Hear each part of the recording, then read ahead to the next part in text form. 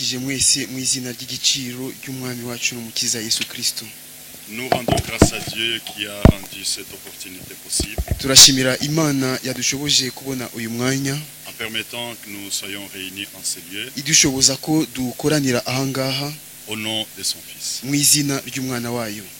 Nos cœurs sont pleins d'attente ce matin. Imitima yacu ifite gutegereza kwinshi mu iki gitondo. Nous attendons quelque chose de la part du Seigneur. Turindiriye ikintu tuhabwa n'umwami Et je crois que le Dieu fidèle kandi ngira ngo Imana ikiranuka répondra selon les attentes. iri busubize ikurikije ibyifuzo dufite. Amen. Puisque une profondeur Kuko ari umubande appelle une autre. uhamagara undi mubande. Pendant que la famine sévit partout, Mu gihe amapfa akwiye hose pour nous comme Élie, kimwe kuri twebwe kimwe na Eliya, Dieu veille Imana ikesha à ce ko que nous ayons sa iba parole maso yuko tubona ijambo ryayo jusqu'à ce que la pluie vienne. kugeza ubwo imvura izagwa. Alors, je crois qu'il nous bénira ce Rero matin. ngira ngo uyu munsi nakabuza ari buduhe umugisha. C'est un grand privilège que notre ville de Kigali a ce jour-ci, N'amahirwe akomeye umurwa wacu wa Kigali ufite uyu munsi de recevoir une fois de plus notre bien-aimé frère Franck, kongera kwakira nanone indi nshuro mwene data mukundwa Frank, à qui, devant vous tous, je souhaite la bienvenue parmi nous. yifuriza imbere yanyu mwese ikaze hagati yacu. Et nous sommes tous dans la joie de l'accueillir. Kandi twese dufite umunezero wo kumwakira. Nous sommes là pour écouter la parole de Turi Dieu. hano kugira ngo twumve ijambo ry'Imana. Nous allons lire l'Écriture. Tugiye On gusoma peut rester ibyanditswe, assis. dushobora On peut gukomeza rester tukicara, assis. dushobora gukomeza tukicara. Nous allons lire l'Écriture. Tugiye gusoma ibyanditswe,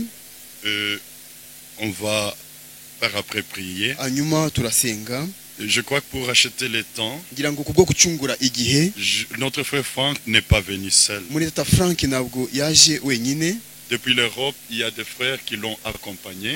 Bene data bamuherekeje kuva mu Burayi, Mais à partir de l'Afrique, ariko abo muri Afurika il y a des frères qui l'ont aussi accompagné dans toutes les villes qu'il a nanone visitées. hari abamuherekeje bavuye muri Afurika, bavuye mu mirwa myinshi Et ça, c'est très grand et profond. aho yasuye, kandi ibyo birakomeye cyane kandi ni Oui, ibintu frère, by'imbere c'est cyane. très important. Nibyo mwene data, ni by'ingenzi cyane. Nous allons présenter ces bien-aimés qui accompagnent notre frère Tugiye Franck. kubereka abo bene data bakundwa baherekeje mwene data Frank. Et avant que frère Franck ne vienne Mbere yuko mwene data Frank aza parler, ko aza kuvuga, nous avons notre frère Eric Mukaya de Johannesburg. dufite mwene data Eric Mukaya w'i Johannesburg Il introduira pendant 10 minutes. uri butangire mu minota 10. Et pour le second service de l'après-midi, ce sera le frère Inodi d'Orléans. Igiterane cya kabiri uri bubanzirize nyuma ya saa sita ni mwene data Inodi w'i Orléans. Mais pour le moment, nous allons d'abord les présenter Ariko tous. ubu ngubu avant de lire la turabanza parole de Dieu. tubabereke mbere yuko dutangira. De l'Europe, frère Franck est venu avec notre frère Tati Issa.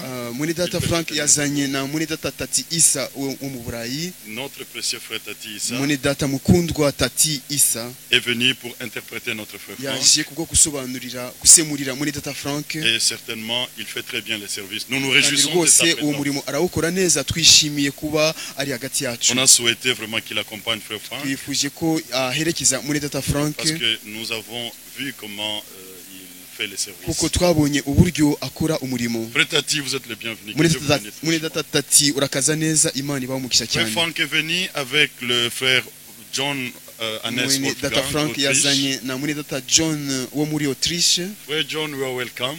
Mwene data John urakaza neza, Et nous sommes très heureux de vous recevoir parmi kandi nous. twishimiye kubakira hagati yacu. Merci. Have a seat.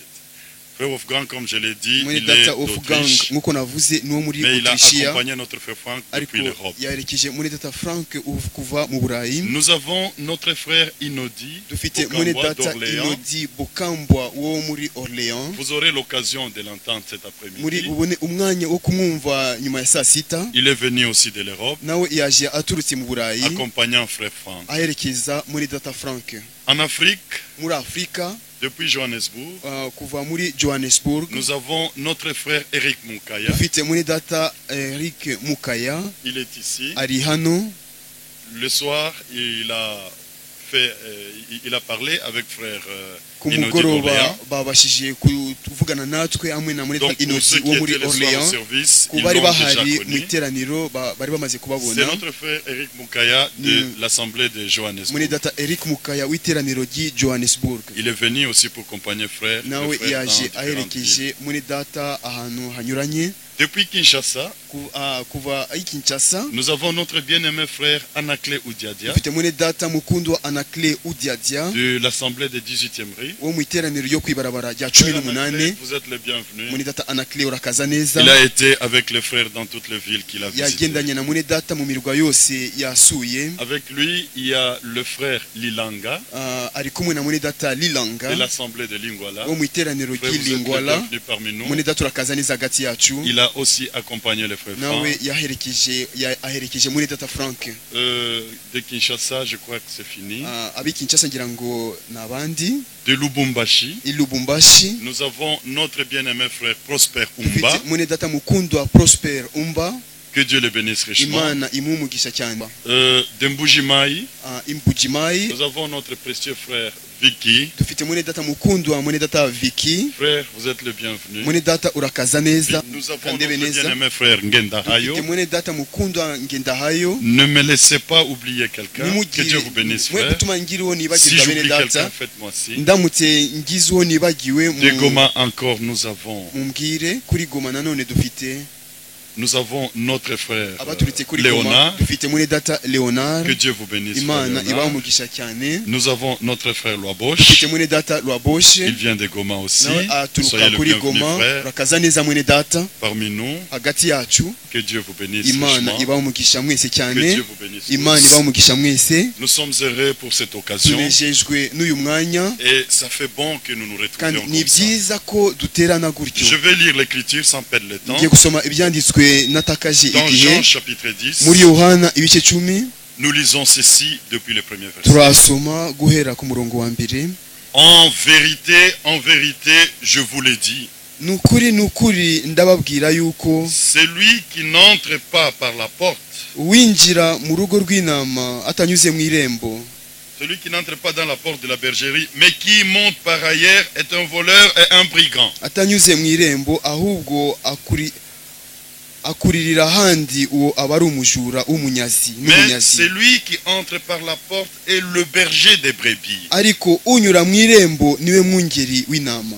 Le portier lui ouvre umurinzi w'irembo et les aramwugurira brebis entendent sa voix. kandi intama zumva ijwi rye. Il est question ici de notre Seigneur Jésus-Christ. aha bavuga umwami wacu Yesu Il ne s'agit Kristo, pas d'un quelconque homme. ntabwo ari undi muntu Il wundi. s'agit de la voix du bon berger ni rya jwi qui ry'umwungeri est notre mwiza Seigneur Jésus-Christ. ariwe mwami wacu Yesu Kristo. Il appelle par leur nom les brebis qui lui appartiennent ahamagara intama ze mu mazina yazo et il les conduit dehors. Il akazahura. n'appelle pas n'importe quelle brebis. nahamagara intama Il ibonetse appelle les yose. brebis qui lui appartiennent. ahamagara intama ze bwite.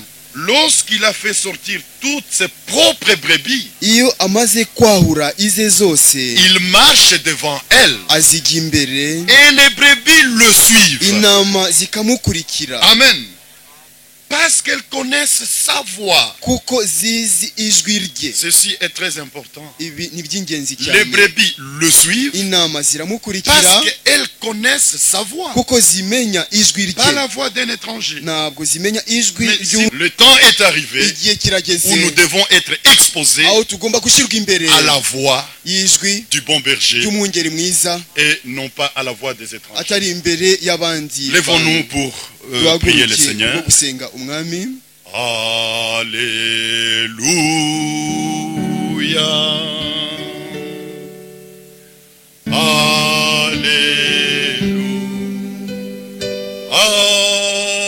Alléluia. Alléluia.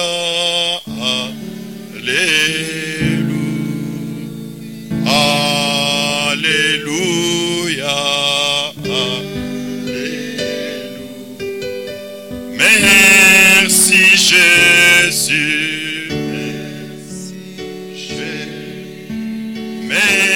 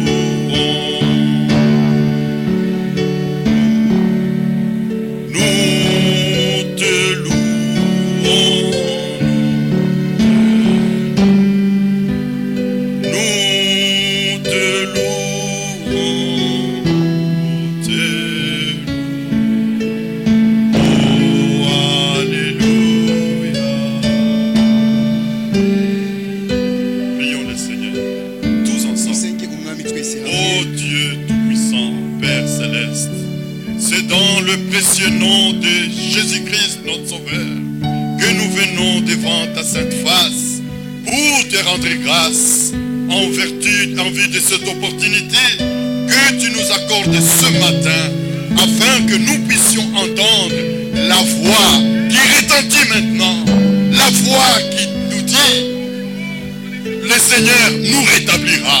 Il est question, Seigneur, ô Dieu Tout-Puissant, que cette retentit au milieu de nous, non pas la voix de qui que ce soit, mais la voix de toi qui parle.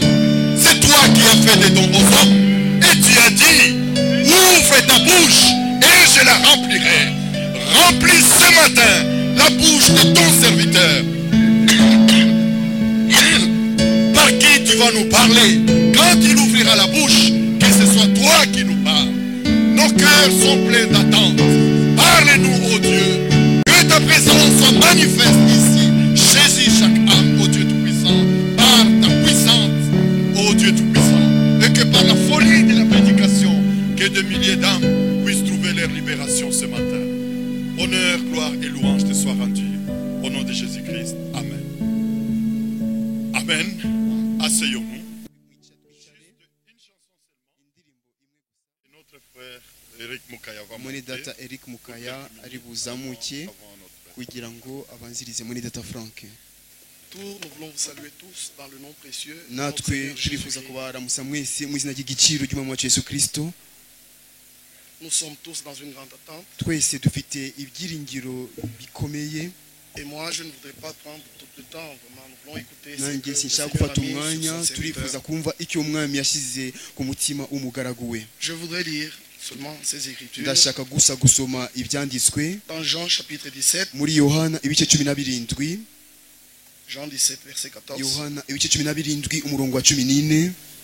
Je leur ai donné ta parole, Nabahaye ijambo ryawe et le monde les a haïs, kandi ab'isi barabanga parce qu'ils ne sont pas du monde, kuko atari ab'isi comme moi je ne suis pas du monde. nk'uko nanjye nari uw'isi. Je ne te prie pas de les ôter du monde, Sinsaba kubakura mu isi, mais de les préserver du malin. ahubwo ubarinde umubi. Ils ne sont pas du monde, Si ab'isi comme moi je ne suis pas du monde. nk'uko nanjye nari uw'isi. Sanctifie-les par ta vérité. Ubereshe ukuri, Ta parole est la vérité. ijambo ryawe niryo kuri. Comme tu m'as envoyé dans le monde, Uko wantumye mu isi, je les ai aussi envoyés dans le monde. nanjye niko nabatumye mu isi, Et je me sanctifie moi-même pour eux, kandi nanjye niyeza ku bwabo, afin qu'eux aussi soient sanctifiés ngo par la nabo vérité. babe bereshejwe ukuri. Ce n'est pas pour eux seulement que je prie, Sinsabira aba bonyine, mais encore pour ceux qui croiront en moi Ah, par oui, leur parole. ahubwo ndasabira n'abazanyizezwa n'ijambo ryabo. Vient le verset 21. Umurongo wa Afin 21. que tous soient un, comme toi, Père, tu es en moi, Amen. ngo bose babe umwe nk'uko uri muri nge data, et comme je suis en toi, nanjye nkaba muri wowe, afin qu'eux aussi soient un en nous, ngo nabo babe umwe muri twe, pour que le monde croie que tu m'as envoyé. ng'ab'isi bizere ko ari wowe wantumye. Déjà dans Jean chapitre 14, Muri Yohana ibice 14, notre Seigneur disait, umwami wacu yaravugaga ati, celui qui m'a vu a vu le Père, umbonye ababonye data, car le Père est en moi, kuko data aba muri nge, et je suis dans le Père. nanjye ndi muri data. Le Père et le Fils Data n'umwana n'avaient pas à s'unir au début. ntibari bafite kwiyunga Non, mu ils étaient ntango, déjà un. bari umwe, bari basanze ari umwe. Maintenant, ce qui appartient à notre temps, Noneho ibyerekeye igihe cyacu c'est que nous lisons dans ce ni verset ibi dusoma muri uyu murongo, que nous avons reçu les paroles. yuko twakiriye amagambo. Nous remercions Dieu pour ça, parce que c'est la Turashimira vérité. Imana ibyo kuko ari Que ukuri, sa parole nous est parvenue ko aussi ijambo rye natwe ryatugezeho dans toute son originalité. mu buryo bwayo Nous bwuzuye n'avons pas reçu bw'inkomoko. une parole falsifiée, Ntabwo twakiriye ijambo mais nous rigoretswe, l'avons reçue telle qu'elle était au commencement ahubwo twaryakiriye nk'uko ryari et telle rimeze qu'elle est mu ntango, sortie de la bouche de kandi Dieu. nk'uko ryaturutse mu kanwa k'Imana. Nous croyons, Turizera comme la création au commencement, kimwe n'ibyaremwe mu ntangiriro, a expérimenté byasogongeye la puissance de création imbaraga zo qu'il y avait dans kurema la parole, byahoze mu ijambo. nous aussi aujourd'hui, Natwe uyu munsi exposés à la même parole, dushyizwe imbere y'iryo jambo nous rimwe pouvons expérimenter tous les effets. tubasha gusogongera La ibikorwa puissance byose, de la parole, imbaraga la z'ijambo, puissance créatrice, imbaraga zirema, la puissance guérissante, imbaraga zikiza, la puissance transformatrice, imbaraga zihindura, la puissance qui purifie. imbaraga zeza. Alors ces versets sont vrais. Rero iyi mirongo ni y'ukuri. Nous remercions Dieu Turashimira Imana qu'il ait fait que la parole voyage. kuba yaratumye ijambo rifata urugendo. Moi je dis que c'est pas frère Franck qui voyage, Ndavuga ko atari mwene data ukora mais c'est la urugendo, parole qui voyage. ahubwo ni ijambo rikora ingendo. Et le serviteur qui porte la parole est obligé d'aller où la parole veut aller. Umugaragu utwara ijambo ategetswe kujya aho Et la ijambo parole rigomba nous est kujya. parvenue. Nuko ijambo ryatugezeho. Nous disons gloire à Dieu Turavuga tuti Imana ishimwe parce que Dieu nous connaît. kuko Imana ituzi. C'est ça toute notre joie. Uwo niwo munezero wacu. Alors mes frères et sœurs, None bene data na bashiki banje, aussi vrai que le plan du salut de la rédemption de Dieu y'ukuri nk'uko intego y'agakiza ko gucungura a k'Imana commencé katangiye avec la pleine et totale manifestation de Dieu dans la katangiranye chair no ici sur la terre. kuzura no kwigaragaza byuzuye kw'Imana hano ku isi Nous qui k'umubiri. croyons dans l'achèvement, Twewe abizera umusozo maintenant, noneho ubu ngubu nous nous attendons à cette unité, twiringiye ubu à ce que bumwe nous-mêmes nous devenions, yuko twe ubwacu que Christ soit pleinement manifesté en nous, ko Kristo C'est ça la agaragazwa fin. byuzuye muri twebwe, que nous devenions finalement l'attente ko d'assignation de duhinduka Dieu. rwose ingando Et y'ibunamiro y'Imana, l'unité ne soit pas seulement ubumwe une butaba théorie. gusa ibintu Mais by'amagambo sincèrement, si vous pouvez croire, gusa biba igihe Ces ushaka paroles. kwizera gusa ayo magambo nous allons expérimenter cette unité. turi busogongere ubu bumwe bw'Imana. C'est la vérité. Ni ukuri Il faut que maintenant le but de ce birakwiriye message ko soit atteint. intego y'ubu butumwa ibasha kugerwaho. Lisons ce verset qui parle du but. Reka dusome uyu murongo uvuga iby'intego. Ici, dans le livre de Philippiens, Anga mu gitabo cy'Abafilipi, notre frère Paul a écrit et a dit ceci. yanditse avuga atyatsi Dans les Philippiens, mu Bafilipi chapitre 3, mu bice bitatu à partir du verset 10, nous uhereye ku pouvons murongo wa 10 lire, tubasha ainsi je gusoma connaîtrai Christ kugira et la ngo puissance de sa résurrection menye n'imbaraga zo kuzuka kwe et la communion de ses souffrances, no gufatanya imibabaro ye en devenant conforme à lui, no kujya nshushanywa Dans no sa gupfa kwe, pour parvenir, si je le puis, à la résurrection d'entre les morts. ngahari ngere ku muzuko w'abapfuye. Ce n'est pas que j'ai déjà remporté le prix, Si uko maze guhabwa cyangwa ngo mbe maze ou que gutunganwa j'ai rwose déjà atteint la perfection, cyangwa mbe maze gutunganwa mais je rwose, cours pour ahubwo tâcher de les saisir, ahubwo ndakurikira kugira ngo puisque ahari moi aussi j'ai été saisi par Jésus-Christ. mfate icyo Kristo yamfatiye. Oui, c'est vraiment une expérience que nous souhaitons à chacun de nous. Rwose uwo icyo ni igikorwa twifuriza buri wese muri twebwe. Si vous n'êtes pas saisi, Nimba utarafashwe na Kristo, vous n'allez pas courir comme Paul courait. ntabwo uzirukanka nk'uko Pawulo Vous ne tâcherez pas yirukankaga, de saisir le Seigneur. ntabwo uzabasha gushyikira umwami, Ne peut tâcher de saisir ariko mugerageze que kumushyikira celui qui a été saisi par Jésus-Christ. uwafashwe na Yesu Kristo. S'adressant au roi Agrippa, Paul avait dit, s'adressant au roi Agrippa, Imbere ya umwami Agripa, Pawulo yaravuze il a ati dit, en effet, roi Agrippa, ati rwose mwami je Agripa, n'ai pas pu résister à la vision. sinabashije kwihanganira ibyo neretswe bivuye mu ijuru. Et Jérémie le prophète disait, Yeremiya umuhanuzi yaravugaga ati tu m'as persuadé waranyemeje et je me suis laissé persuader. nuko ndemezwa, Tu m'as convaincu, warantsinze, tu m'as saisi. waramfashe. Nous voulons tous que cette expérience Twese soit. turifuza ko Soit icyo ça. gikorwa Parce que ce n'est pas une religion qu'on nous apporte. kidusohoreraho kuko atari idini Vraiment, dufite. le royaume est avec nous. ubwami buri Nous hamwe disons le natwe. royaume est ici. turavuga tuti ubwami Et buri le hano. Seigneur est avec nous. umwami ari hamwe Là où natwe, la parole est prêchée, aho ijambo le ribwirizwa Seigneur lui-même est là. umwami ubwe aba ahari. Nous nous réjouissons de cette grâce. tunezezwa n'ubwo buntu. Verset 13, frère, je ne pense pas l'avoir umurongo saisi. wa 13, bene data sinibwira yuko maze Mais je fais kugifata, une chose, ariko kimwe cyo oubliant ce qui est en arrière nibagirwa ibiri inyuma, et me portant vers ce qui est en avant. ngasingira ibiri imbere, Je cours ndamaranira vers le but. kugeraho Alléluia. dutanguranwa, Je cours vers le but ndamaranira kugeraho pour remporter le prix Pawulo de la vocation céleste yafashe igihembo de Dieu cy'umuhamagaro en Jésus-Christ. wo mu ijuru cy'Imana muri Yesu Kristo. Courons tous. twirukanye twese vers le but tugana ku ntego pour remporter ce prix de la kugira ngo vocation duhabwe céleste. iyo Et le ngororano. verset 15, Umurongo wa cumi nous n'itanu, tous donc qui sommes des hommes faits, nuko rero mwabatunganyijwe mwese ko ayons cette mungana, même pensée, namwe mube Oui. ariko muhuze uwo mutima. vraiment nous en avons besoin. Rwose Et turabikeneye. si vous êtes en quelque point d'un autre avis, Kandi nimba ariyo ikibatekereresha ukundi Dieu cyose, vous éclairera aussi là-dessus. Imana izakibayishurira nacyo. Seulement au point où nous sommes parvenus, Ariko rero ukuri marchons dushoboyemo d'un même pas. aba ariko dukurikiza. Que Dieu vous bénisse. Imana ibaho Qu'il umugisha, bénisse sa parole. iyo umugisha ijambo ryayo.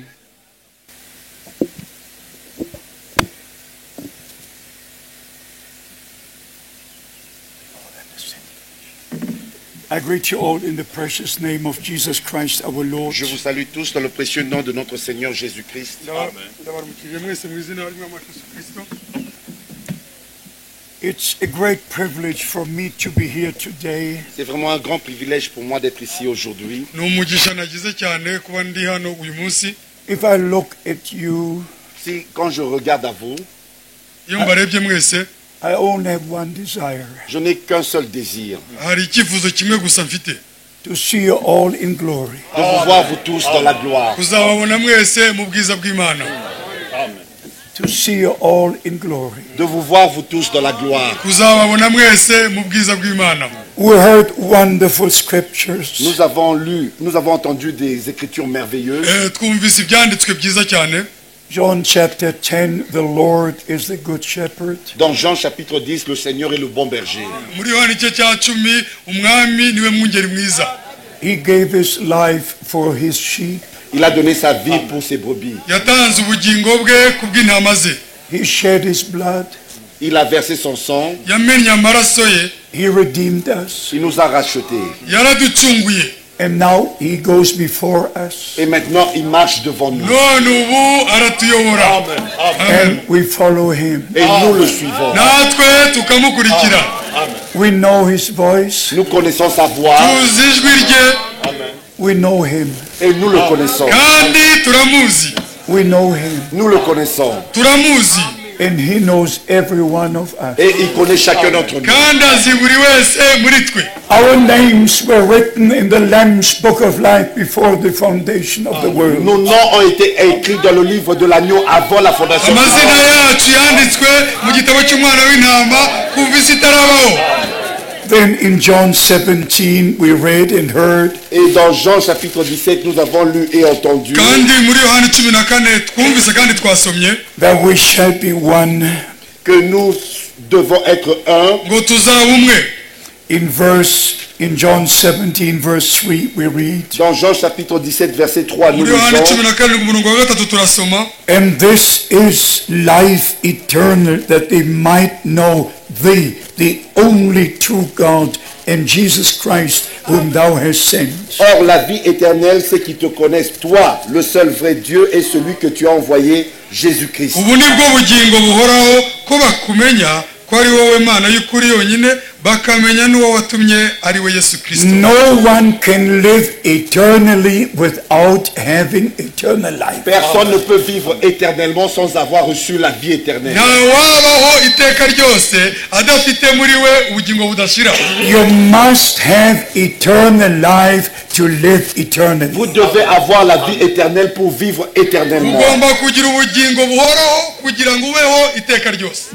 Just as we're born naturally into this world, have natural life, Et comme nous sommes nés naturellement dans ce monde pour avoir une vie naturelle, nk'uko twavutse mu buryo bw'umubiri kugira ngo tugire ubuzima bw'umubiri, we must be born again. nous devons naître de nouveau. ni nako tugomba kuvuka bushya. We must receive the seed of the word of God into our soul. Nous devons recevoir la semence de la parole de Dieu dans nos âmes. tugomba kwakira imbuto y'ijambo ry'Imana mu bugingo bwacu. In John chapter 3 verse 3, our Lord said, Dans Jean chapitre 3, verset 3, notre Seigneur dit, muri Yohani 3 umurongo wa 3 umwami wacu aratubwira ati ye must be born again. vous devez naître de nouveau. mugomba kuvuka bundi bushya. You must. Vous devez. mugomba You must. Vous devez. mugomba It's a divine must. C'est un devoir divin.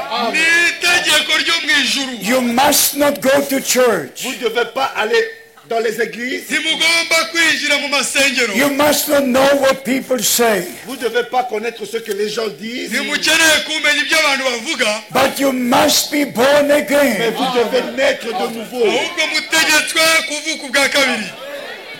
In John chapter 17, Dans Jean chapitre 17, muri yohani 17 verse 23, we are told, au verset 23, il nous est dit, ku murongo 23 baratubwira I in them and thou in me, moi en eux et toi en moi, jye mbe muri bo nawe ube muri jye, that we may be perfect in one, perfect in one. afin qu'ils soient parfaits en un. ngo Parfaits babe un. ngo Parfaitement babe un. umwe babe umwe rwose. Now we have to understand by divine revelation Maintenant, nous comprenons par la révélation divine noneho dusobanukiwe kubwo guhishurirwa ko mu ijuru that God has a plan of salvation. que Dieu a un plan du salut. imana ifite umugambi w'agakiza. And according to Matthew chapter 16, Et selon Matthieu chapitre 16, ibyo biri muri matayo 16. our Lord said, I will build my church. notre Seigneur a dit, je bâtirai mon église. mwami wacu aravuga ngo nzubaka itorero ryanjye. Now we have hundreds of different churches. Maintenant, nous avons des centaines de différentes églises. ubu dufite amagana n'amagana y'amadini. And every church believes to be the church of Christ. Et chaque église croit être l'église de Jésus. kandi buri dini ryizera ko ari ryo torero rya yesu kristo. And every church thinks to be right in the teaching. Et chaque église croit avoir raison dans son enseignement. kandi buri torero ryibwira ko ari ryo ribwiriza ukuri ryonyine. But that's impossible. Mais cela est impossible. ariko ibyo ntibishoboka. We must come back to the Word of Nous God. devons retourner à la parole de Dieu. tugomba kugaruka ku ijambo ry'imana. We must come back to the teachings of the Nous apostles. devons revenir aux enseignements des apôtres. tugomba kugaruka ku nyigisho z'intumwa. We must go back right to the Nous beginning. devons retourner au commencement tugomba même. kugaruka ku itangiriro ubwaho. Not 300 years after Et Christ. non 300 ans après Jésus-Christ. mu myaka 300 nyuma ya yesu kristo. I'm a Protestant from here to the sole of my feet. I'm a Protestant. Je suis protestant de ma tête à mes pieds. nari umuporoso kuva ku buto kugeza ku kirenge. And I protest everything that is not according to the Word of God. Et je proteste contre tout ce qui n'est pas selon la parole de Dieu. ndi umuporoso uhakana ikintu cyose kinyuranye n'ijambo ry'imana. I must do it. Je dois le faire. ngomba kubikora. I must tell you that no church is right. Je dois vous dire qu'aucune église n'a raison. yagetswe kubabwira ko nta dini n'imwe ifite ukuri. Only the Word of God is right. Seulement la parole de Dieu a raison. ijambo ry'imana ryonyine niryo kuri. And Jesus Christ our Lord said, Et Jésus-Christ notre Seigneur a dit, yesu kristo umwami wacu yaravuze as the Father has sent me, comme mon Père m'a envoyé, uko data yantumye so I sent you. moi aussi je vous envoie. niko nanjye mbatumye. And the Lord Jesus said, Et le Seigneur Jésus a dit, kandi umwami yesu yaravuze if you receive the one that I sent, si vous recevez celui que j'ai envoyé, nimwakira uwo natumye you receive me. vous le recevez. muzaba munyakiriye. If you hear the one I sent, you hear me. Si vous écoutez celui que j'ai envoyé, vous m'écoutez. nimutega amatwi uwo natumye muzaba munyumvise. So we must check with the Word of God. C'est ainsi que nous devons tout vérifier avec la parole de niyo Dieu. mpamvu dutegereza kugenzura dukoresheje ijambo ry'imana. The return of Jesus Christ is very, very Le near. retour de Jésus-Christ est très très proche. kugaruka kwa yesu kristo kuregereje cyane. In John chapter 14, our Lord made the promise. Dans Jean chapitre 14, notre Seigneur a fait la promesse. muri yohani 14 umwami wacu yatanze isezerano. I go to prepare the place. Je vais vous préparer une place. ngiye kubategurira hanyu. Then I will return and take you to where I am. Et je reviendrai pour vous prendre afin que vous soyez là où je suis. noneho ngaruke kubatwara ngo aho ndi namwe muhabe 2,000 years have come and gone. Il y a 2000 ans qui sont passés. hashize imyaka ibihumbi bibiri kuva icyo gihe abivuga But now the time is at hand. Maintenant, le temps est proche. ariko noneho igihe kiregereje cyane And we must know the promised word for Et today. nous devons connaître la parole promise pour aujourd'hui. tugomba kumenya ijambo ryasezeranijwe ry'igihe cyacu We must know the will of God according to the word of Nous God. devons connaître la volonté de Dieu selon la parole de Dieu. tugomba kumenya ubushake bw'imana tububwirijwe n'ijambo ry'imana We have to understand Nous devons comprendre tugomba gusobanukirwa that God does all things according to his que word. Dieu fait toutes choses selon sa parole. kuko imana yakoze buri kintu cyose Then kugira you- ijambo ryayo The New Testament begins with the fulfillment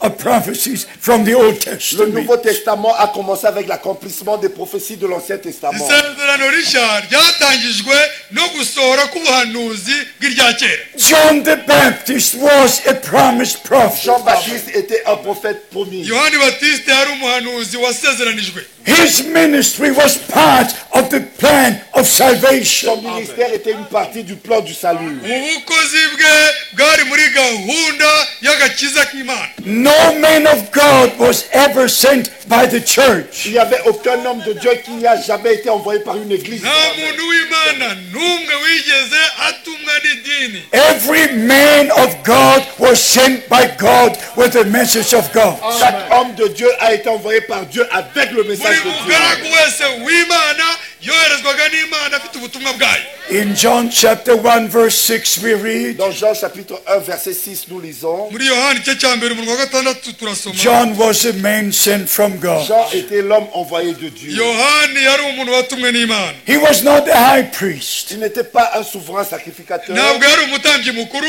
He did not belong to the scribes or to any of the priest order. Il n'était pas parmi les scribes ou des autres prêtres. nta nubwo yabarirwaga mu bafarisayo cyangwa abandi abandi bapadiri He was not under the influence of the teachings of Il Gamaliel. n'était pas sous l'influence des enseignements de Gamaliel. ntiyigeze yigira ku birenge bya gamariyeri He was under the divine influence of God. Il était sous l'inspiration divine, l'influence de Dieu. yari munsi y'ubuyobozi bw'imana Showing to the people of God the will of God. Montrant au peuple de Dieu la volonté de Dieu. yereka ubwoko bw'imana ubushake bwayo In the prophet Isaiah chapter 40 verse 3 we read, Dans le prophète Ésaïe chapitre 40 verset 3 nous lisons, umuhanuzi yesaya igice cya 40 umurongo wa gatatu tuharanditswe a voice cries in the wilderness, une voix crie dans le désert. ijwi rirarangurura mu butayu prepare ye the way of the Lord. Préparez le chemin du Seigneur. mutegure inzira z'uwiteka In Malachi chapter 3 verse 1 we read, Dans Malachie chapitre 3 verset 1 nous lisons, muri maraki gatatu rimwe turasoma I will send my messenger before my face j'enverrai mon messager devant ma face nzohereza intumwa yanjye mbere y'uko nza to prepare my way before me. pour préparer mon chemin devant moi. anegurira inzira imbanziriza A man sent from God Un homme envoyé de Dieu umuntu woherejwe n'imana with a message of God avec le message de afite Dieu ubutumwa bw'imana to the people of pour le God peuple de Dieu, bugenewe ubwoko to bw'imana prepare the way of the Lord, pour préparer le chemin du ngo Seigneur butegure inzira y'uwiteka to bring God's people and God together. et de mettre le peuple de Dieu et Dieu ensemble. kugira ngo buteranirize hamwe ubwoko bw'imana All the teachers had their own Tous les interpretation. autres enseignants avaient leurs propres abandi interprétations. bigisha bari bafite insobanuro zabo But John the Baptist had the word of God. Mais Jean-Baptiste avait la parole de Dieu. ariko yohani batiste yari afite ijambo ry'imana Jesus Christ our Lord was the promised Messiah. Jésus-Christ notre Seigneur était le Messie. yesu promis. kristo umwami wacu yari mesiya wasezeranywe From the first promise in Genesis chapter 3:15, Déjà,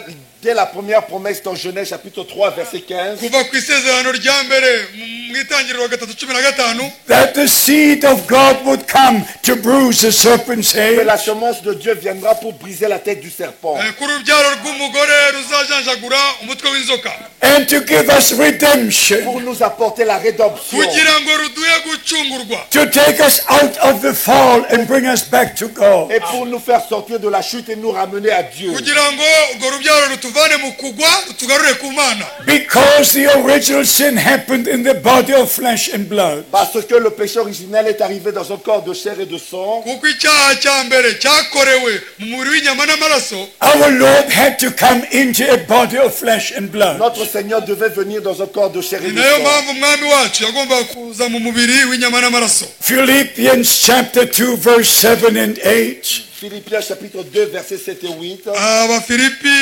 2:7-8 But he made himself of no reputation and took upon him the form of a servant and was made in the likeness of man. Mais il s'est dépouillé lui-même en prenant une forme de serviteur, en devenant semblable aux hommes. ahubwo yisiga ubusa ajyana akamero k'umugaragu w'imbata agira ishusho y'umuntu And being found in the fashion of a man, Et il apparut comme un vrai homme. kandi amaze kuboneka afite ishusho y'umuntu he humbled himself and became obedient unto death, Il s'est humilié lui-même, se rendant obéissant jusqu'à la mort. yicisha bugufi araganduka ntiyanga no gupfa brought the first couple under his influence. Satan a amené le premier couple sous son influence. satani yafashe abubatse urugo ba mbere abashyira munsi y'amababa ye Satan changed the word of God. Satan a changé la parole de Dieu. satani yahinduye ijambo ry'imana He put the question mark behind what God had Il a said. mis le point d'interrogation après ce que Dieu a dit. yashyize ikibazo ku by'imana yavuze In the word of God was life. Dans la parole de Dieu, il y avait la vie. mu ijambo ry'imana hari ubugingo Adam and Eve lived in the presence of God. Adam et Ève vivaient dans la présence de adamu Dieu. na eva bari mu bwiza bw'imana Every day the Lord God came down in the evening time, Chaque jour, le Seigneur descendait au temps du soir. buri munsi imana yamanukaga nimugoroba having fellowship with Adam and Eve. Et il avait communion avec Adam et Ève. kandi igafatanya na adamu na eva But then Satan came in the form of the serpent, Et Satan est venu dans la forme du serpent. ariko satani yaje mu ishusho y'inzoka and to make it sure to bring people away, take people away from En God. fait, pour écouter la chose, c'était pour amener les gens, les éloigner de Dieu. kugira ngo abajyane kure y'ijambo ry'imana And from that time, humanity believes the enemy. Et depuis ce temps, l'humanité croit à l'ennemi. kuva icyo gihe abaremwe bizera ibyo satani yavuze But through the preaching of the word of Mais God, au travers de l'enseignement de la parole de Dieu, ariko mu ijambo ry'imana we are returned to the word and to the will of et God. nous sommes retournés à la parole et à la volonté de Dieu. twagarutse ku ijambo ryayo no ku bushake bwayo In the natural, all humanity is under the influence of the enemy. Dans le naturel, toute l'humanité est sous l'influence de l'ennemi. mu buryo bw'ibyaremwe isi yose iri munsi y'ububasha bw'umubi But if we hear the word of God Mais quand nous écoutons la parole de Dieu ariko iyo twumvise ijambo ry'imana and believe the word of et que God, nous croyons la parole de Dieu, tukizera ijambo ry'imana if we receive our redemption, nous avons reçu notre rédemption. tukakira gucungurwa kwacu if we believe that God was in Si Christ, nous croyons que Dieu était en Christ, niyo twizeye ko imana yari muri kristo reconciling the world to himself, réconcilions le monde avec lui-même. yiyuzuza ubwe n'abari mu isi if we are born again by the Spirit of God, Si nous sommes nés de nouveau par l'Esprit de Dieu, niba twaravutse bwa kabiri k'umwuka w'imana we are taken from under the influence of Satan, nous sommes sortis sous l'influence de Satan. twavuye munsi y'ubutegetsi bwa satani and we're placed under God's Et influence. nous sommes replacés sous l'influence de Dieu. dushyirwa munsi y'imbaraga z'imana From that moment, we don't believe any Et interpretation. de lors, nous ne croyons plus à n'importe quelle interprétation. ubwo twahakanye insobanuro z'abantu But we believe the original word of Et nous God. croirons la parole originale de Dieu. kuko twizera ijambo ry'imana ry'umwimerere In the beginning was the word, not the Au interpretation. commencement était la parole et non l'interprétation. mbere na mbere yari ijambo ntabwo yari insobanuro The word of God was first.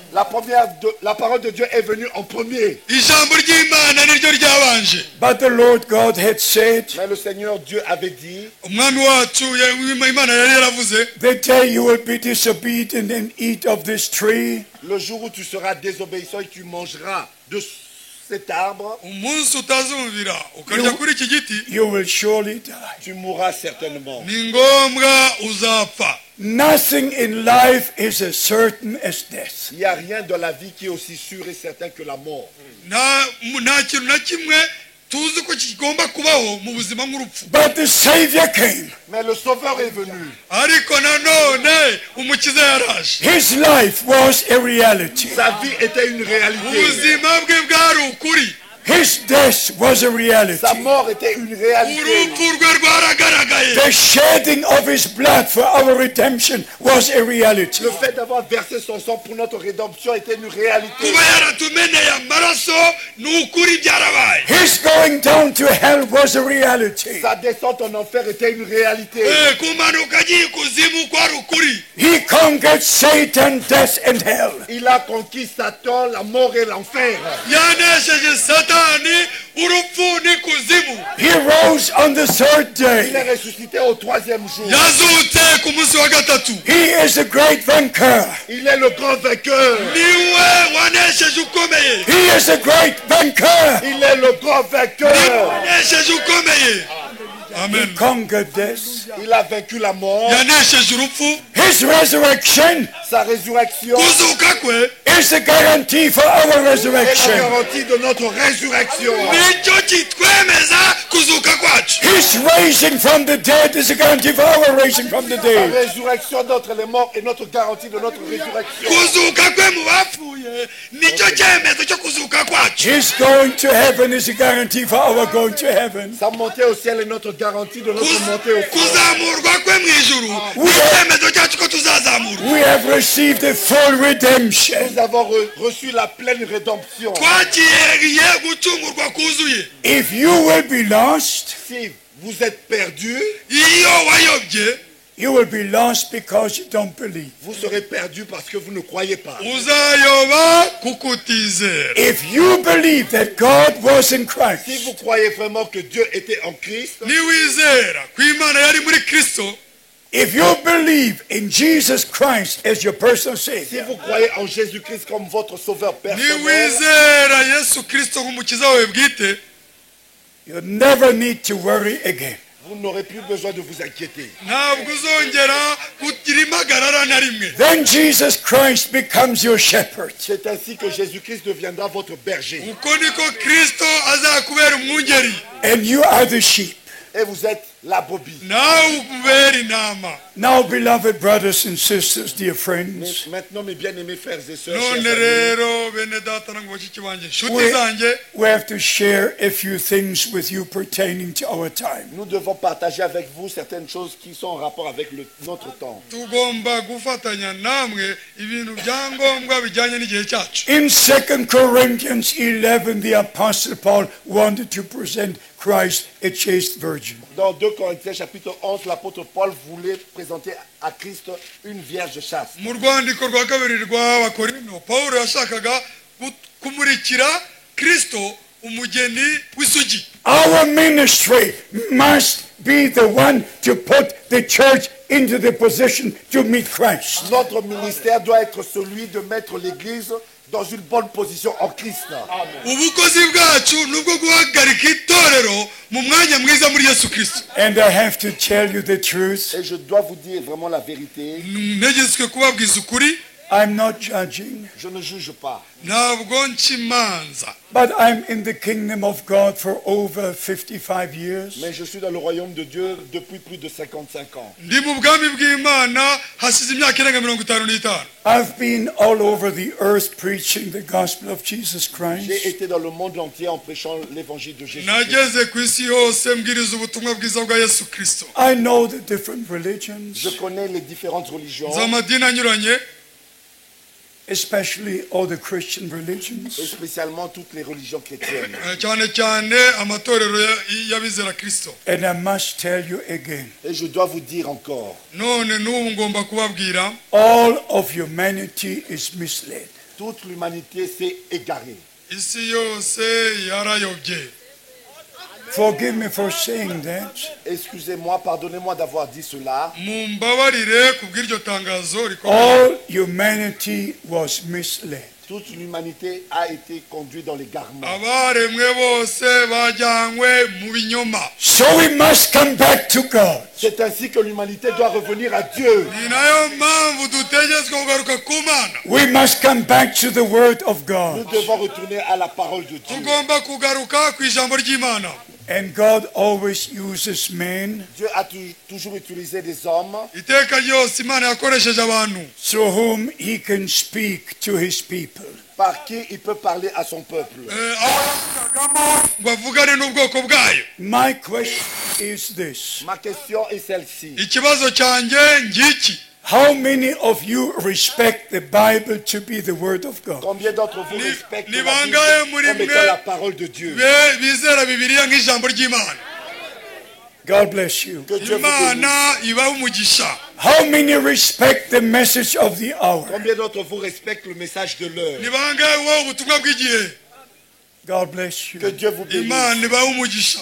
God promised a prophet for our time. Dieu a promis un prophète pour notre temps. Imana yasezeranije umuhanuzi mu gihe cyacu Before the day of the Lord would come. Avant l'arrivée du jour du Seigneur. mbere y'uko umunsi w'umwami usora. And I want you to know this, beloved brothers and Et sisters. je voudrais que vous sachiez ceci, mes bien-aimés frères et sœurs. ndifuza ko mumenya ibi bene data na bashiki banjye bakundwa. Whenever God does something on earth, Chaque fois que Dieu fait quelque chose sur la terre, igihe cyose Imana ikoze ikintu ku isi He always has a man that He can use. il a toujours eu un homme qu'il peut utiliser. iba ifite umuntu igomba gukoresha. And after God uses a man promised in His Word, Après que Dieu ait utilisé un homme qu'il a promis dans sa parole, uretse gusa ko Imana ikoresha wasezeranije mu isezerano ryayo, there are those men of God who share in that ministry. il y a aussi d'autres hommes de Dieu qui prennent part à ce ministère. iba ifite n'abandi bantu b'Imana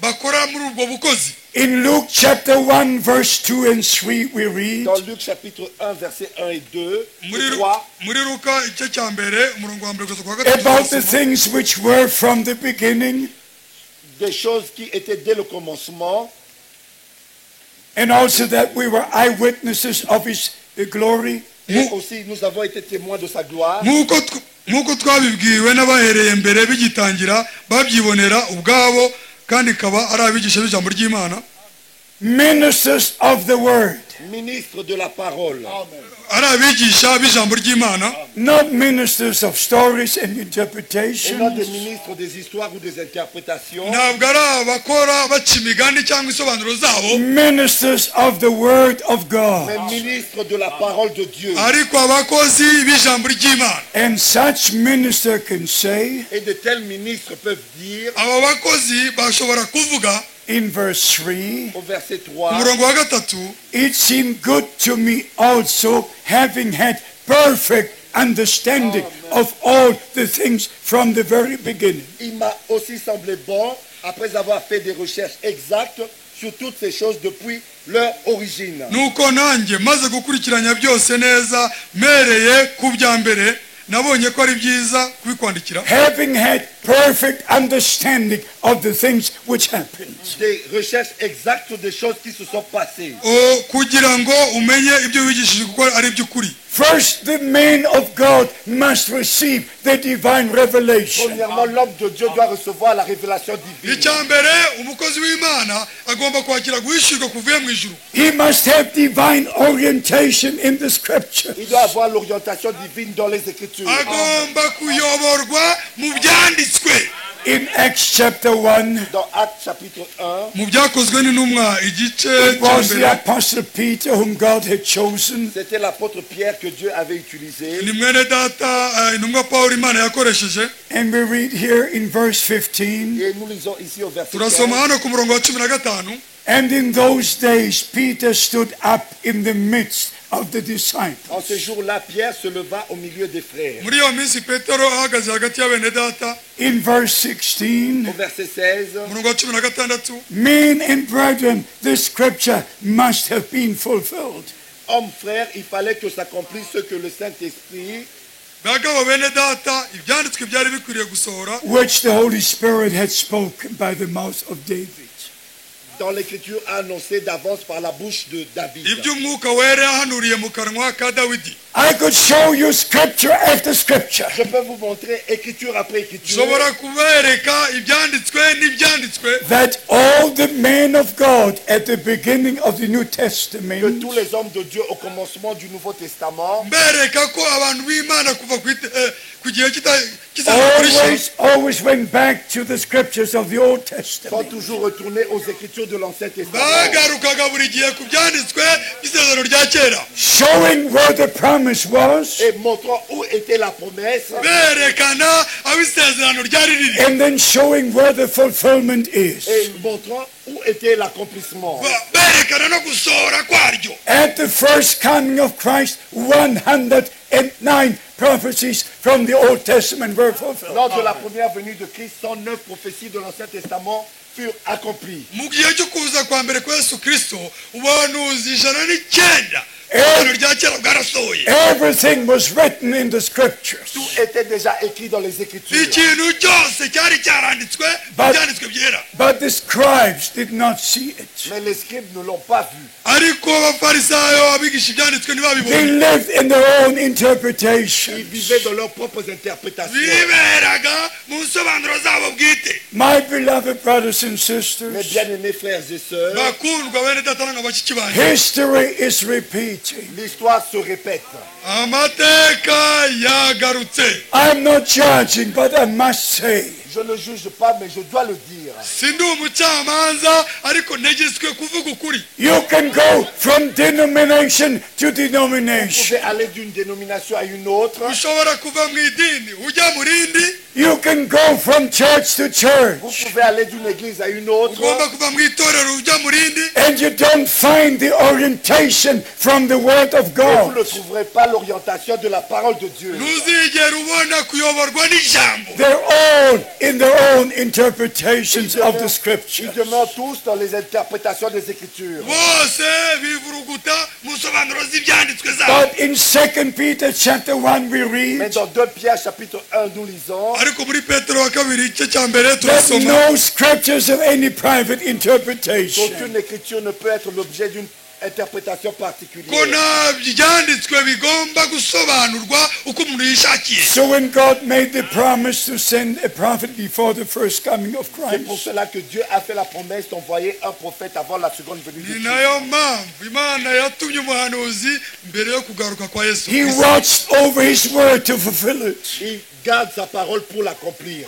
arinda ijambo rye ngo arisoze. And God made a promise that a prophet would come before the day of the Lord Et comes. Dieu a fait la promesse qu'un prophète devait venir avant l'arrivée du jour. de imana l'Éternel. yatanze isezerano ko umuhanuzi agomba kuza mbere y'uko umwami wacu agaruka. Malachi chapter 3 Malachie chapitre 3 muri maraki gatatu speaks about the ministry of John the Baptist. parle du ministère de Jean-Baptiste. aravuga ku bukozi bwa yohani batisita. Malachi chapter 4, Malachie chapitre 4, muri maraki kane God says here, God says, Dieu dit ici, c'est Dieu qui dit ici, imana iravuga hano Behold, I will send you Elijah the prophet voici je vous enverrai Élie le ati prophète dore nzaboherereza umuhanuzi Eliya before the coming of the great and terrible day of the Lord. avant que le jour de l'Éternel arrive, ce jour grand et redoutable. umunsi w'uwiteka ukomeye kandi uteye ubwoba utaragera. Do you believe what God said? Est-ce que vous croyez ce que Dieu a dit? murizera icyo imana yavuze?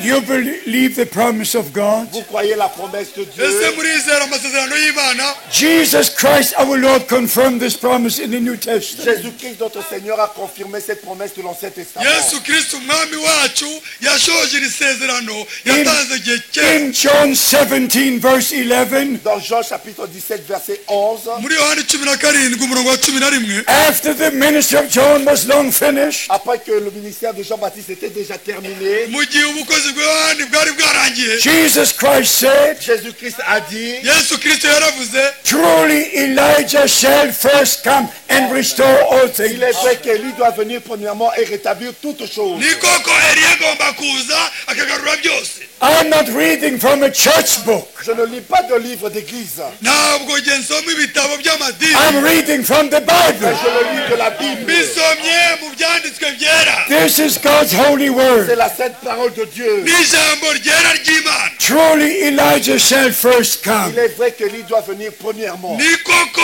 Eliya agomba kubanza to kuza restore all things. pour rétablir toutes choses. ngo agarure ikintu cyose mu mwanya My wacu. beloved brothers and sisters, Mes bien-aimés frères et sœurs, bene data mu cyonge you bakundwa, can go from church to vous church, pouvez aller d'une église à une autre, ushobora kuva mu itorero ujya mu rindi, from charismatic meeting to charismatic d'une réunion meeting. charismatique à une autre réunion charismatique. kuva mu materaniro y'abarokora ujya mu yandi. You can follow every big evangelist on earth. Vous pouvez suivre chaque grand évangéliste sur la ushobora terre. gukurikira umubwirizabutumwa uwo ari we wese ukomeye. But my question Mais is, ma question est celle-ci. ariko ikibazo cyanjye ni how do we know who is right and who is wrong? Comment est-ce que nous pouvons savoir qui a raison et qui a tort? twamenya dute ufite ukuri n'umunyakinyoma? If they don't believe according to the scripture, S'ils ne croient pas selon les Écritures, niba atizera nk'uko ibyanditswe bivuga, they cannot be right. ils ne peuvent pas avoir raison. ntashobora kugira ukuri. You can only be right if you're right in the Word of God. Si vous pouvez avoir raison seulement si vous êtes droit dans la parole de Dieu. uzaba ufite ukuri niwizera ijambo ry'Imana. I know all the great evangelists personally. Je connais tous les grands évangélistes personnellement. ubwanjye nzi abavugabutumwa bose bakomeye Right from the year 1949, Depuis l'année 1949, kuva mu mwaka w'igihumbi kimwe magana urwenda mirongo ine n'umunani. at different meetings, I met all these great renowned Pentecostal men. dans des différentes réunions, j'ai rencontré tous ces grands hommes mu pentecôtistes. materaniro anyuranye nahuye n'abo bantu bakomeye ba pantekote. And they all came into their ministry after Brother Branham's ministry. Ils sont tous venus arriver à leur ministère après le ministère de Frère Branham. bose baje nyuma y'ubukozi bwa mwene data Branham. In 1946, no one ever heard of Billy Graham. En 1946, personne n'avait jamais entendu parler de Billy Graham. muri mirongo ine na gatandatu izina rya Billy Graham ntawe wigeze aryumva, Or Oral Roberts, Ou Oral Robert, cyangwa Oral Robert, or T.L. ou Osborne, T.L. Osborne, cyangwa se or Osborne, Tommy Hicks, ou Tommy Hicks, cyangwa se Tommy Yates, or Boris Cerullo. ou Maurice Cerullo. cyangwa se Maurice Cerullo. Around 500 evangelists. À peu près 500 évangélistes. aba bavugabutumwa nka magana atanu bose. But on May the 7th, 1946, Mais le 7 mai 1946, ariko itariki indwi y'ukwezi kwa gatanu the angel of the Lord came to Brother Branham l'ange du Seigneur est venu à Frère muri mirongo Branham ine na gatandatu marayika w'uwiteka yaje kuri Branham and gave him the divine et lui commission. a donné la commission divine. amuha ubutumwa buvuye mu ijuru. If you read Luke chapter 1, Quand vous lisez Luc chapitre 1, iyo usomye muri Luka igice cya mbere from verse à 11, partir du verset 11, ku murongo wa cumi n'umwe you read that the angel Gabriel appeared to Zacharias. vous lisez que l'ange Gabriel est apparu à Zacharie. dusoma ko marayika gaburiyeli yabonekeye Zakariya. Then in the 6th month, the angel Gabriel came to Mary. Et après 6 mois, l'ange Gabriel est allé vers Marie. nyuma y'amezi atandatu uwo marayika gaburiyeli asanga Mariya. Please hear this. S'il vous plaît, écoutez ceci. ndabinginze iki mu gitego gusa. When God fulfills promises on earth, Quand Dieu accomplit les promesses sur la terre, iyo imana isohoza amasezerano yayo ku isi, the supernatural presence of God is manifest. la manifestation surnaturelle de Dieu est manifestée. kugaragara k'uburyo bw'umwuka kw'imana kuraboneka. When God gave the promise to Quand Abraham, Dieu a donné la promesse à Abraham, igihe imana yahaga isezerano Aburahamu, after 400 years, I will bring your people out of Egypt. après 400 ans, j'amènerai, je ferai sortir ton peuple de l'Égypte. imubwira iti nyuma y'imyaka magana ane nzavana urubyaro rwawe mu Misiri. When the time was fulfilled, Quand le temps est arrivé, igihe ibihe byasohoraga, God appeared to Moses in the burning bush. Dieu est apparu à Moïse dans le buisson ardent. imana yiyeretse Mose mu gihuru cyaka umuriro. And he sent him and he went with him. Et il l'a envoyé et il est allé avec lui. iramwohereza kandi ijyana nawe. So we understand from the word of God C'est ainsi que nous le comprenons de la parole de Dieu. niyo mpamvu tusobanukiwe mu ijambo ry'imana that there had to be a prophet before the great day of the Lord comes. Qu'un prophète devait venir avant le grand jour du ko Seigneur. umuhanuzi agomba kubanza kuza mbere y'umunsi ukomeye w'umwami. And the Bible is very, very direct and specific, and Et la Bible est écrite d'une manière directe et spécifique. kandi bibiliya yanditse mu buryo bweruye kandi butaziguye. I'm reading from Joel chapter 2, Je lis cela dans Joël chapitre 2, ibyo ndabisoma muri yoweri igice cya kabiri verse 31. au verset 31. ku murongo wa 31. The sun shall turn into darkness and the moon into blood Le soleil se changera en ténèbres et la lune en sang. izuba rizahinduka umwijima, ukwezi guhinduka amaraso, before the great day of the Lord comes. Avant l'arrivée du jour de l'Éternel, de ce jour grand et terrible. mbere yo gusohora k'uwo munsi ukomeye kandi uteye ubwoba w'umwami. Now we are at the time of the end of grace. Maintenant, nous sommes au temps de la fin du temps de la grâce. ubu turi ku iherezo ry'ibihe by'ubuntu, And before that day comes, Avant que ce jour n'arrive, kandi mbere y'uko uwo munsi ugera, before sun turns into avant darkness, que le soleil se change en ténèbres, mbere y'uko izuba rihinduka umwijima, before the moon turns into blood, avant que la lune se change en sang, mbere y'uko ukwezi guhinduka amaraso, before the time of grace will end, avant la fin du temps de la grâce. mbere y'uko ibihe by'ubuntu birangira, God promised to send the prophet like Dieu Elijah. a promis d'envoyer un prophète comme Élie. Imana yatezeranye umuhanuzi umeze nka Eliya. Do you believe it? Est-ce que vous le croyez? none murabyizera? I must see your hands. Je dois voir vos mains. God bless you. Que Dieu vous Imana ibahe bénisse. umugisha. Now you may ask, Maintenant, vous pouvez vous poser cette question. noneho mushobora kwibaza iki kibazo: how do we know that this man was William Branham? Comment est-ce que nous pouvons savoir que c'était cet homme, William Branham? none twamenya dute k'uwo muhanuzi ari we Every man of God knew his place in the scripture. Chaque homme de Dieu connaissait sa place dans les Écritures. buri muntu yatumwe n'Imana wese yamenye umwanya we mu byanditswe. In John chapter 1, Dans Jean chapitre muri 1, yohani igice cya mbere, John was asked, who are you? il a été posé la question à Jean, qui es-tu? yohani yabajijwe ngo uwo ari we, Are you Christ? No, I'm not. Es-tu Christ? Il a répondu non, je ne baturi le suis kristo ati sindi we. Are you that prophet? pas. Est-ce que tu es ce prophète? none uri wa muhanuzi? He said, no, I'm not. Il a dit non, je ne le suis pas. arabasubiza ati nawe Are sindi you we. Elijah? Es-tu Élie? none uri Eliya? He said, no, I'm not. Il a répondu non, je ne ati le suis sindi pas. we. Who are you? none uri nde?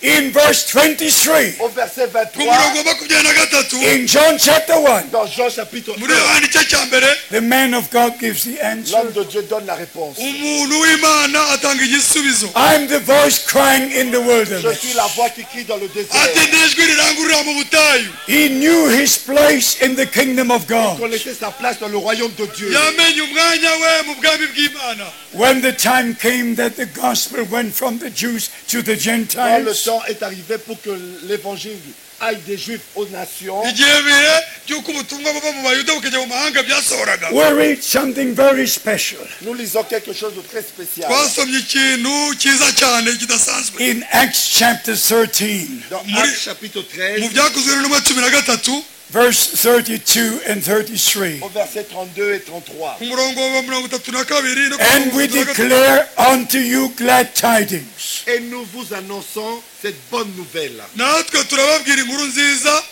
how the promise was made to our fathers, Que la promesse faite à nos pères, y'isezerano ryasezeranijwe na ba sogokuruza, God has fulfilled the same unto us, their children. Dieu l'a accompli pour nous, leurs enfants. yuko Imana ari twe yabisohorejeho twebwe abana babo. God made a promise. Dieu avait fait la promesse. Imana yari yatanze isezerano, Then God fulfilled the promise. Et Dieu a accompli la promesse. kandi Imana irarisohoza. And according to Galatians chapter 4, verse 28, Et selon Galates chapitre 4, verset 28, kandi turebye mu Bagalatiya 4:28, the true children of God are children of the les promise. véritables enfants de Dieu sont les enfants de la abana promesse. b'Imana nyakuri n'abana b'isezerano, They believe the word of Ils promise. croient la parole de la promesse. bizera ijambo ry'isezerano, And they receive the spirit of promise. Et ils reçoivent l'esprit de la kandi promesse. bakira umwuka w'isezerano, They believe as the scripture Ils says. croient comme le dit l'Écriture. bizera nk'uko ibyanditswe bivuga. But then in verse 47 and Et 48, puis au verset 27, 47 et 48, ku murongo wa 27 the Apostle Paul uses a scripture from the Old Testament l'apôtre Paul a utilisé l'écriture de l'Ancien Testament.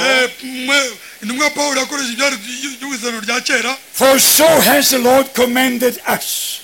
Car ainsi nous l'a ordonné le Seigneur, kuko ari umwami yadutegetse ati, Saying, I have set thee a light unto the je Gentiles, t'ai établi pour être la lumière des nations, ngushyiriyeho kuba umucyo w'amahanga, that thou shouldest be the salvation to the ends of the pour earth. porter le salut jusqu'aux extrémités de la kujyana terre. agakiza kurinda ugeza ku mpera y'isi. And when the Gentiles heard this, Les païens se réjouissaient en entendant cela. abanyamahanga babyumvise batyo they barishima, were glad and glorified the word of the Lord. Ils glorifiaient la parole du Seigneur. bahimbaza ijambo ry'Imana. And as many as were ordained to eternal life were believed. Et tous ceux qui étaient destinés à la vie éternelle crurent. abari baratoranyirijwe ubugingo buhoraho bose barizera. Are you believing with all your heart? Est-ce que vous croyez de tout votre cœur? none se murizera n'umutima wanyu wose. That scripture was written in reference to Jesus Cette Christ. écriture a été écrite en référence à Jésus-Christ. ibi byanditswe byavugaga bigaruka kuri Yesu Kristo. In Isaiah chapter 49 verse 6. Dans Ésaïe chapitre 49, ku verset ijambo 6. ryanditswe muri Yesaya 49 mu rwa gatandatu. But now the time had come Mais maintenant le temps est arrivé ariko noneho ibihe that byasohoye the gospel went to the Gentile nations. que l'évangile aille vers les nations. ko igihe cyo ubutumwa bwiza bujya ku mahanga. And the apostle Paul went back to the scripture, Et l'apôtre Paul est allé dans l'écriture intumwa Pawulo yagiye mu byanditswe showing from the word of et God il a montré de la parole de Dieu yerekana mu ijambo that ry'Imana which is promised in the prophet Isaiah que ce qui est promis dans le prophète Ésaïe ko ibyasezeranijwe mu muhanuzi Yesaya is now being fulfilled. maintenant est en train de s'accomplir. noneho birimo gusohora. If you go to Matthew chapter 1, En lisant Matthieu chapitre 1, dusomye muri Matayo igice you cya read the mbere word fulfilled, vous fulfilled. lisez le verbe accomplir, accomplir. muzabona ibyanditswe bisohora. Matthew chapter 1 verse 22. Matthieu chapitre 1 verset 22. Matayo 1:22. Now all this was done that it might be fulfilled, Tout cela arriva afin que s'accomplisse nuko ibyo byose byabereye kugira ngo ibyo umwami Imana yavugiye. my brothers and sisters. mes bien-aimés frères et sœurs. mbere data bakundwa nanga bashiki I banjye, can read to you many Je scriptures. peux vous lire plusieurs écritures nshobora kubasomera ibyanditswe byinshi. Right to John chapter 19 jusqu'à Jean chapitre 19 no muri Yohana 19 to show you the word fulfilled, pour vous fulfilled. montrer la parole accomplie, accomplie. ngenda mbereka ijambo ukuntu rigenda risohora. John chapter 19, Jean chapitre 19, Yohana igice cya 19 the second part of verse 24. la deuxième partie du verset 24. igice cya kabiri cy'umurongo wa 24. That the scripture might be fulfilled which says, Cela arriva afin que s'accomplisse cette parole de l'écriture. ibyo byashyizweho kugira ngo ijambo ry'ibyanditswe risohore. John chapter 19 verse 28. Jean chapitre 19 verset 28. igice cya 19 cya Yohana 28. After this, knowing that all things were accomplished, Après cela, Jésus qui savait que tout était déjà consommé, hanyuma y'ibyo Yesu amenye yuko noneho byose bisohoye, that the scripture might be fulfilled, says, I thirst. dit afin que l'écriture soit accomplie, j'ai soif. agira ngo ibyanditswe bisohore rwose, niko kuvuga ati mfite inyota. Verse 36. Au verset 36, ku murongo wa 36. For these things were done that the scripture might be fulfilled. ces choses sont arrivées afin que l'écriture soit accomplie. kuko ibyo byabereyeho kugira ngo ibyanditswe bisohore. Verse 37, and again the scripture was Et au fulfilled. verset 37 et ailleurs, l'écriture dit encore, ils verront celui qu'ils ont percé. ku murongo wa 37 n'ahandi haranditswe ngo bazabona uwo bacumise. Everything at the first coming of Christ was a fulfillment of scripture. Tout ce qui est arrivé lors de la première venue de Christ était l'accomplissement des Écritures. ibyabaye byose mu gihe cyo kuza kwa Kristo kwa mbere kwari ugusohora kw'ibyanditswe. In 2 Corinthians 11 we read Dans 2 Corinthiens chapitre 11, nous lisons Mu baka cya 11 turasoma that all things happened according to the scripture. que tout est arrivé selon les Écritures. byose byashitse nk'uko ibyanditswe bivuga. My beloved brothers and Mes sisters, bien-aimés frères et sœurs, bakundwa bene data nanga bashiki banjye, what does God promise in the Holy Scripture? qu'est-ce que Dieu a promis dans les Saintes Écritures. ni iki imana yasezeranijwe mu byanditswe byera? He promised a prophet. Il avait promis un prophète yasezeranyije umuhanuzi Before the great day of the Lord would be. avant l'arrivée du grand jour de mbere l'Éternel. y'uko umunsi ukomeye w'uwiteka usohora, Before sun turns into darkness. Avant que le soleil se change en ténèbres. mbere y'uko izuba rihinduka umwijima, Before the moon changes into blood. Avant que la lune se change en sang. n'imbere y'uko ukwezi guhinduka inkaba y'amaraso, Before the grace will be over forever and ever. Avant que la grâce passe et ne revienne plus. mbere y'uko ubuntu burangira. And it will be a terrible day. Et cela sera un jour terrible. kandi uwo munsi uzaba uri umunsi uteye ubwoba, A time as never has been on earth. Un temps comme il n'a jamais eu lieu sur la terre. ibihe bitigeze kubaho ku isi. The people will cry to the mountains, hide us, cover us. Et les gens vont crier aux montagnes, recouvrez-nous et cachez-nous. abantu bazatakira imisozi ngo ibagwire batwikire. I want you to be ready for the return of Christ. Je voudrais que vous soyez prêts lors du retour de Christ. ndabingingira kuba mwiteguye kugaruka kwa Yesu Kristo. I want you to know this. Je voudrais que vous sachiez ceci. ndifuza ko mumenya ibi bikurikira: That Brother Branham, God's servant and prophet, Que frère Branham, le serviteur et prophète de Dieu, mwene data Branham, umukozi n'umuhanuzi w'Imana, had a number of supernatural experiences.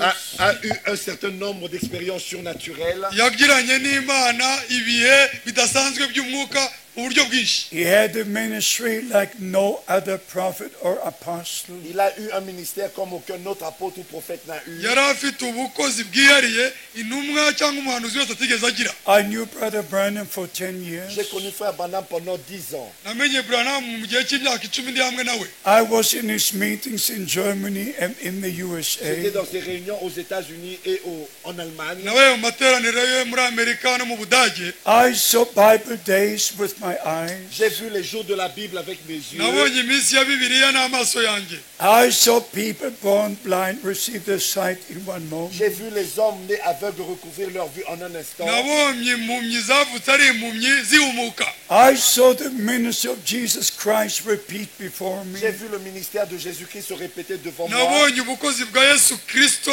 bwongera kugaragara imbere y'amaso yanjye. And then I came to know about his special commission. Et j'ai pu connaître sa commission divine. byatumye menya ubutumwa budasanzwe wawe buvuye mu ijuru. On June the 11th, 1933, Le 11 juin 1933, tariki 11 z'ukwa gatandatu 1933, when Brother Branham was about to baptize the 17th person in the Ohio River, quand frère Branham était sur le point de baptiser la 17e personne sur le fleuve yemwe Ohio, ne data Branham yari agiye kubatiza umuntu wa 17 mu ruzi Ohio. the supernatural light came down, la lumière surnaturelle est descendue, umucyo mu buryo bw'umwuka waramanutse, visible for more than 4,000 people. et cette lumière était visible à plus de 4000 uwo personnes. mucyo wagaragariye abantu barenga ibihumbi Just 4. coming down over Brother Branham. Et la lumière est venue juste sur frère Branham, uwo mucyo umanukira hejuru ya mwene data Branham, Maybe just about 5 meters above him. et peut-être qu'il y avait 5 mètres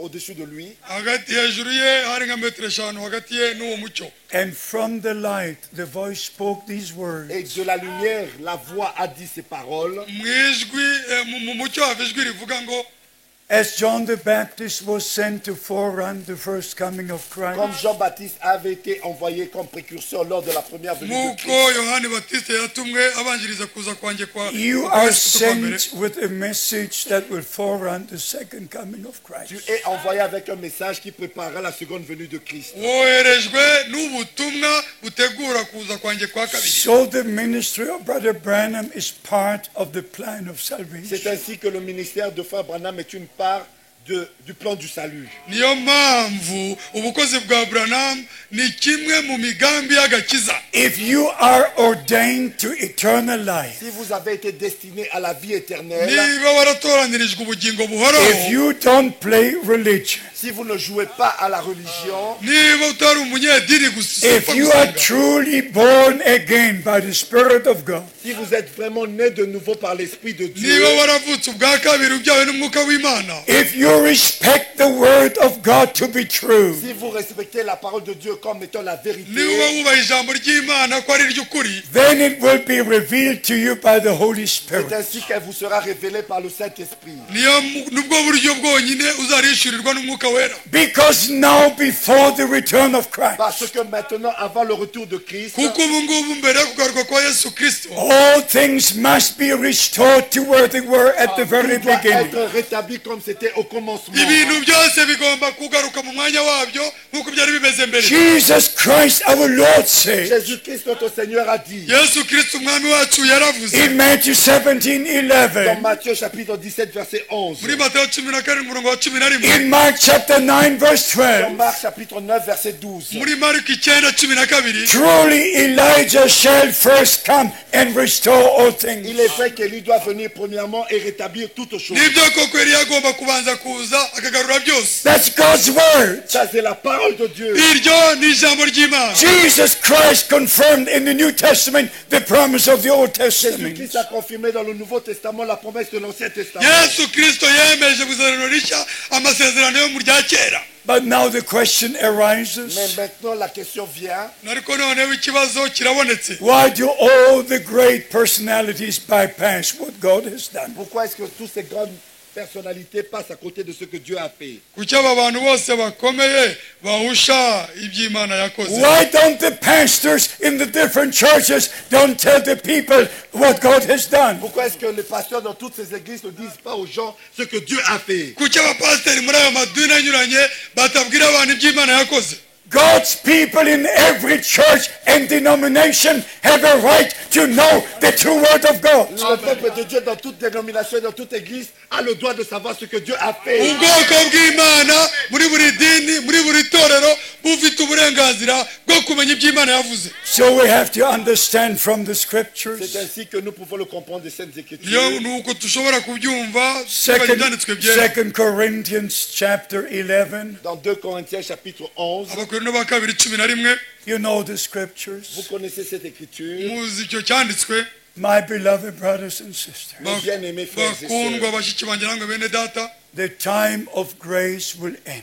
le temps de la grâce va bientôt terminer. igihe cy'ubuntu kigiye kurangira, And we must come back to where the church was at the very Et beginning. nous devons retourner comme était l'église au commencement. tugomba kugaruka tugasa n'itorero rya mbere, The same teachings, Les mêmes enseignements, tukagira inyigisho zimwe, the same baptism, le même baptême. umubatizo nk'uwabo, everything the same, the Tout same. doit être la même manière. buri kintu cyose gikorwe nk'uko cyakorwaga. The last sermon must be as the first was. La dernière prédication doit être comme était la première prédication. ikibwirizwa cya nyuma kigomba kumera nk'icya mbere. The last baptism must be as the first was. Le dernier baptême doit être comme était le premier. umubatizo w'igihe cya nyuma ugomba kumera nk'uwa mbere. But everything was changed and changed and Et changed. tout a été modifié.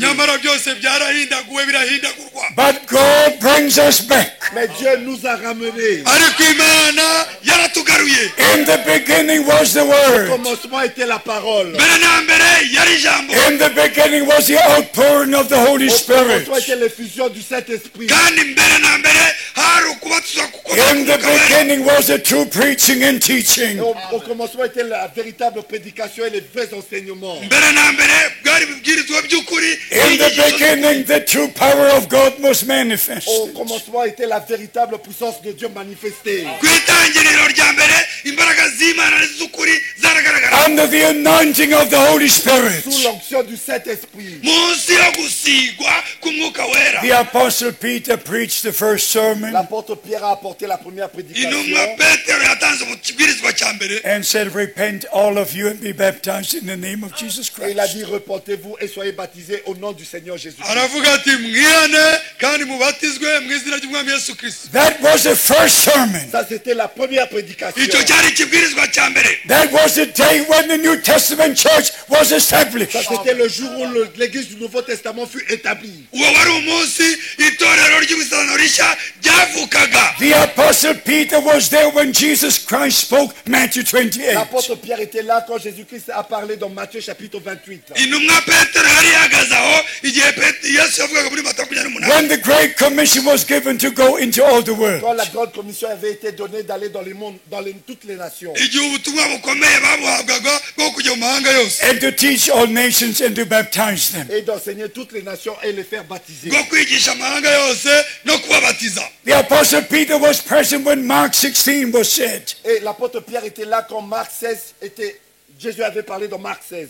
intumwa Petero ari aho igihe Yesu yavugaga muri Marko 16. In 4 places we have the Great Commission. Dans 4 endroits, nous avons la grande commission.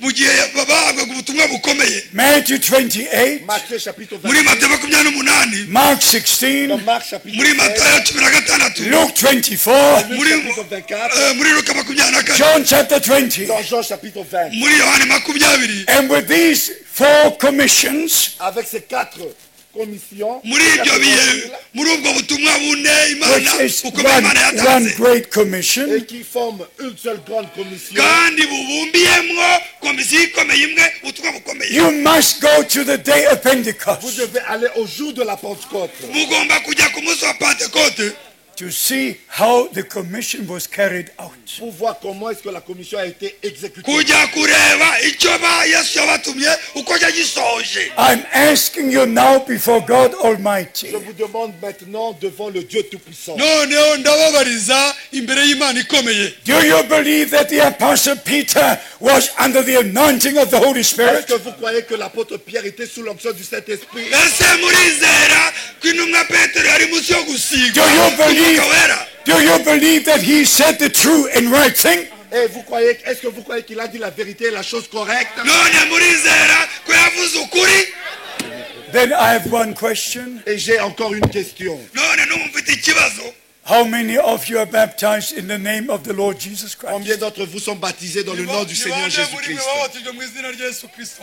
So God bless you. Que Dieu vous bénisse. Hallelujah. Alléluia. Hallelujah. Alléluia.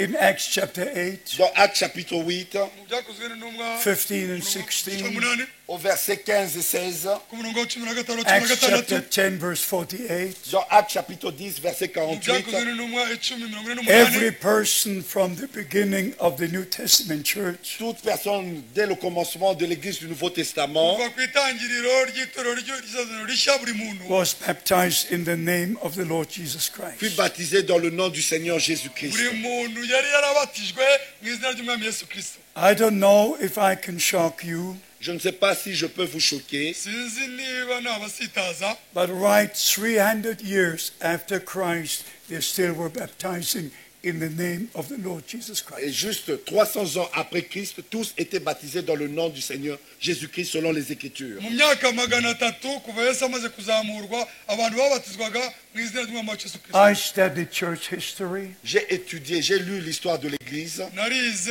amateka y'itorero Only since the year 325, Seulement depuis, à partir de l'année 325 après Jésus-Christ, ni kuva mu mwaka wa 325 when the kuva Yesu Council Kristo of Nicaea took place, quand il y a eu le concile de Nicée, habaga inama y'inise ikomeye. they started with the doctrine of the Trinity. ils ont commencé avec la doctrine de la Trinité. niho inyigisho z'ubutatu zavutse. They started with the triune Ils ont baptism. commencé avec le baptême trinitaire. batangira umubatizo w'ubutatu. But these men were not even children of God. Mais ces hommes-là qui ont fait ça, ils n'étaient même pas des enfants de Dieu. nyamara bakoze ibyo nubwo bari intore z'Imana. They were Greeks, they were heathen. Ils étaient des Grecs, ils étaient des païens. bari abagiriki b'abapagani. They just had received the Christian religion. Ils avaient simplement reçu la religion chrétienne. bari barinjiye gusa mu idini rya gikristo, But not Christ. Mais ils n'avaient pas reçu Christ. ariko ntibigeze bakira They Yesu had no Kristo. revelation. Ils n'avaient aucune révélation. ntibigeze bagira kwishurirwa. Let me finally ask you, Est-ce que je peux vous poser finalement cette question? noneho mu ndangiza njye do you, iki kibazo. do you expect me to believe what church fathers said? Est-ce que vous pensez vraiment que je peux croire ce que les pères de l'Église ont dit? none mukeka ko ushobora kwizera nanjye ibyo abatubanjirije bashyizeho itorero bavuze. What they said 300 years after Christ, or 400 or 500 years, or any time. Ceux qui ont dit 300 ans, 400 ans, 500 ans après Christ, ibyo bavuze imyaka 400 na 500 nyuma ya Yesu Kristo. I'm asking you one more question. je vous pose encore une autre question. ndababaza ikindi kibazo.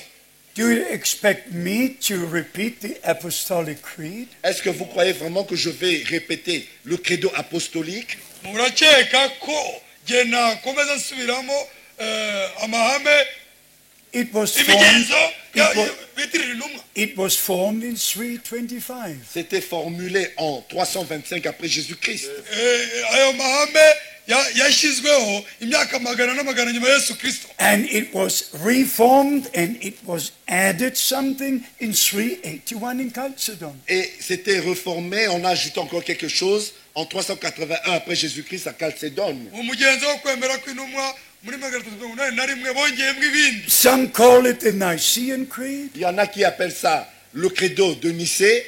Hari abawita ukwemera kw'intumwa kw'Inice. Some call it the Nicene Chalcedonian Creed. Et certains appellent ça le credo nicéo-chalcédonien. Abandi babyita yuko ari uwo mugenzo. But what have I to do with it? Mais qu'est-ce que j'ai à voir avec cela? Ariko ibyo jyewe muriye nabyo. This is the apostolic teaching. Ça, c'est selon les enseignements apostoliques. Izo nyigisho z'intumwa. This is the word of God. Ça, c'est la parole de Dieu. Iryo jambo ry'Imana. But I say again, Mais je le dis encore, N'ubu nongeye mbisubiyemo. and this time I shall not apologize. et cette fois-ci, je ne vais pas m'en excuser. Noneho ubu sinzongera kubivuga. All humanity is deceived. Toute l'humanité est séduite. Abaremwe bose barayobejwe. All humanity is misled. Toute l'humanité a été égarée. Abaremwe bose barashutswe. Misled in the name of religion. Égarée au nom des religions. Bayobye mu izina ry'imisengere y'amadini. Therefore, I have to tell you, C'est ainsi que je dois vous dire Niyo mpamvu ngomba kubabwira God has sent Brother Branham. que Dieu a envoyé frère Branham Imana yohereje mwene He data has Branham. confirmed, God confirmed His own word. et Dieu a confirmé sa propre parole. Kandi Imana yasohoje ijambo ryayo bwite. And there was a great shock in my life. Et c'était un grand choc dans ma vie. Kandi ibyo byarankomerekeje mu buzima bwanjye. In one of the sermons, Brother Branham said, Et dans une des prédications, frère Branham a dit, Mu kibwirizwa kimwe Branham yaravuze, all who are baptized in the triune formula of Father, Son, Holy Ghost, tous ceux qui sont baptisés dans le baptême trinitaire de Père, Fils et Saint-Esprit, ababatijwe bose mu mubatizo w'ibyubahiro wa data n'umwana n'umwuka wera, they are actually baptized into the Roman Church. ils sont en fait baptisés dans l'église romaine. bose babatijwe mu idini ry'i Roma. I was shocked, Je fus choqué. Ijambo ryarankomerekeje. but then I very quickly was rebaptized in the name of the Lord Jesus Et je me Christ. suis très vite fait baptiser dans le nom du Seigneur Jésus-Christ. kubatizwa mu izina ry'umwami Yesu Kristo. I'm closing in saying this. Je vais clôturer en disant ceci. Ndashaka gusoza mvuga nti There are two unities taking place at this time. Il y a deux unités qui se forment maintenant en ce temps-ci. hari ibintu bibiri birimo kwiyegeranya muri iki gihe. One unity under Rome, Il y a une unité qui est sous Rome, Ubumwe buri munsi ya Roma. when all the daughter churches go back to the mother où church. toutes les églises filles retournent à l'église mère. Ubwo amatorero abakobwa bose b'amatorero basubira ku itorero ari ryo nyina. Revelation 17. Apocalypse chapitre 17. Ibyahishuriwe 17. I'm not responsible for God's word. Je ne suis pas responsable de la parole de Dieu. Ntabwo ari igihe ubazwa ibyo ijambo rivuga. I'm just responsible to tell you the truth. Je ne suis responsable que de vous dire la Icyo vérité. nshinzwe ni ukubabwira ukuri.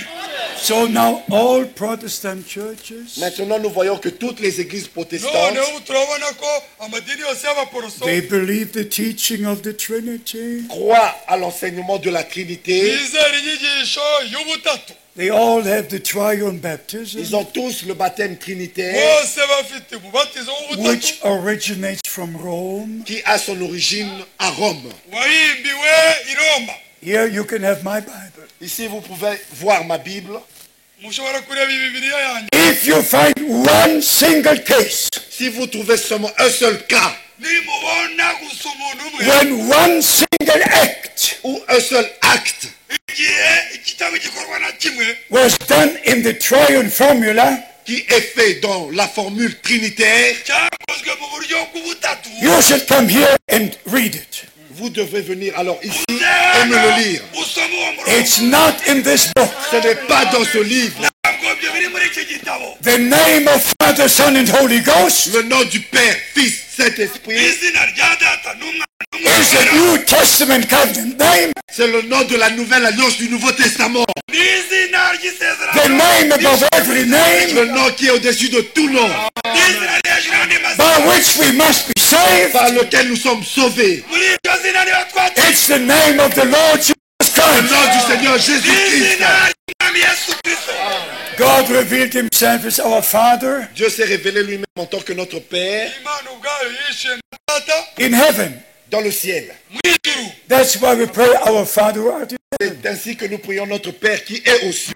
mpamvu dusenga tuti data uri mu ijuru Nobody prays our Son who art in Il n'y a heaven. personne qui prie notre Fils qui est au ciel. nta n'umwe usenga ngo mwana wacu uri mu ijuru Nobody prays our Holy Ghost who art in Il n'y a heaven. personne qui prie notre Saint-Esprit qui nta est aux n'umwe cieux. usenga ngo mwuka mwana wacu uri mu ijuru Come back to the Word of God. On a la parole de Dieu. ariko Come ijambo ry'imana receive divine revelation. Recevez la révélation divine. bwakira guhishurwa All things are restored right now. Tout est en train de s'établir maintenant. ibintu byose The whole counsel of God is being preached.